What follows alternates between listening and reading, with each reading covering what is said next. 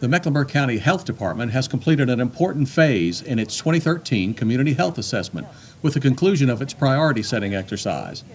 The event was held October 25th at the University of North Carolina at Charlotte.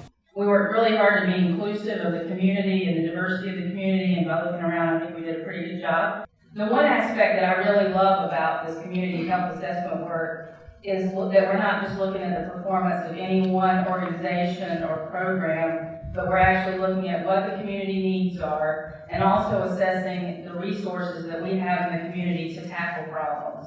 As part of the assessment process, community members and individuals in the field of healthcare, education, business, and local government help to identify areas of greatest concern.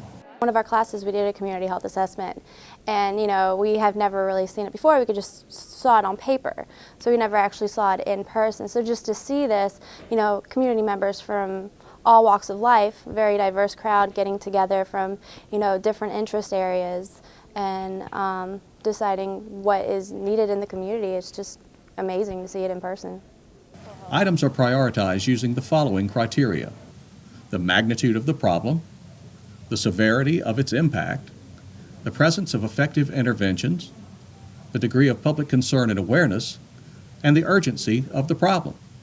I think the one on chronic disease was probably the one that caught my attention, and one I like to have much discussion about, because you're talking about three of the areas that affect primarily everyone across the demographic.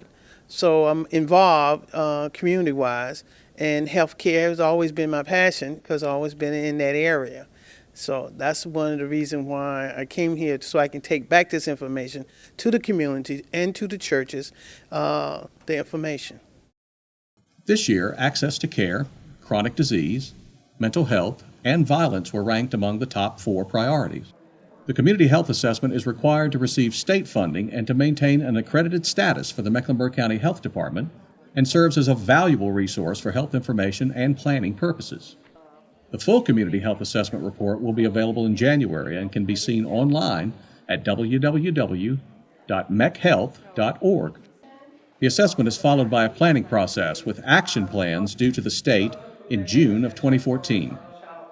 Public health's emphasis on prevention accounts for most of the 30-year increase in life expectancy realized during the 20th century.